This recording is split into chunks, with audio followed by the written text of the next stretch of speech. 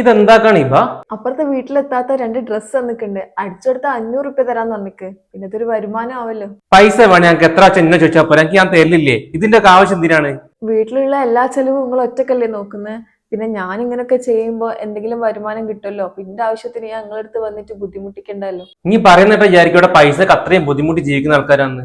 ഇങ്ങനെ പറയല്ലേ, അത് വീട്. ഞാൻ ഇങ്ങനെ ഓരോന്ന് ചെയ്യുമ്പോ എനിക്ക് എന്തെങ്കിലുമൊക്കെ ചെയ്യുന്ന പോലെ ഒരു ഫീലാ. എനിക്ക് വീട്ടിലിരുന്നിട്ട് ബോറടിക്കുന്ന ആശിക്ക. എന്തെങ്കിലും ആക്കുന്നാല്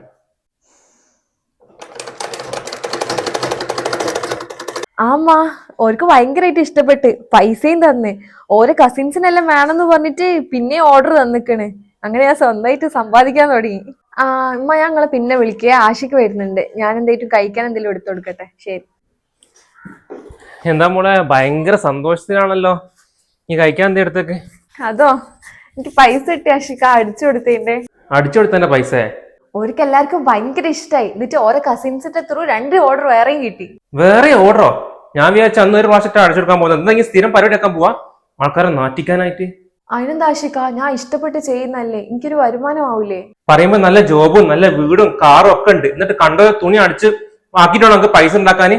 എടി എനിക്ക് എത്ര നാണക്കാർ ഇതൊക്കെ. നമുക്ക് ഇന്ന് വരെ എന്തെങ്കിലും കുറവ് ഞാൻ അവിടെ വരുത്തിയിട്ടുണ്ടോ? നീ ചോദിക്കുമ്പോ ഇല്ലെങ്കിൽ ഞാൻ പൈസ ഒപ്പിച്ചു തരില്ലേ? പിന്നെ എന്തിന്റെ കട ഇതൊക്കെ? അതുകൊണ്ടല്ല ആഷിക്ക, ഞാൻ പലതും നിങ്ങളടുത്ത് വന്ന് ചോദിക്കുന്നില്ല. എനിക്ക് ഇങ്ങനെ വന്ന് ചോദിക്കുന്ന ഇഷ്ടമില്ല. ചെയ്യുന്ന ജോലി ചെറുതോ വലുതോ എന്നല്ല, അത് ചെയ്യുന്ന സമയത്ത് നമ്മുടെ മനസ്സിൽ എത്ര സന്തോഷം കിട്ടുന്നതാണ് ആഷിക്ക. ചെറുപ്പം തൊട്ട് എന്റെ വാപ്പ എന്നെ പഠിപ്പിച്ചത് സ്വന്തമായിട്ട് അധ്വാനിച്ച് ജീവിക്കണമെന്നാ. നമ്മൾ മറ്റുള്ളവർക്ക് ഒരു ബാധ്യത ആവരുത്, ഒരാളെ ആശ്രയിച്ച് ജീവിക്കുകയും ചെയ്യരുത്. എന്തെങ്കിലും ആക്കിക്കൂടി. എന്നെ തോപ്പിക്കാൻ എന്റെ ഭാവെങ്കിലേ നടക്കട്ടെ. അത് നിങ്ങൾ തോപ്പിക്കാൻ വേണ്ടിട്ടൊന്നല്ല ആഷിക്ക, എനിക്ക് ഇങ്ങനെയൊക്കെ ചെയ്യുമ്പോ ഇഷ്ടമാണ്.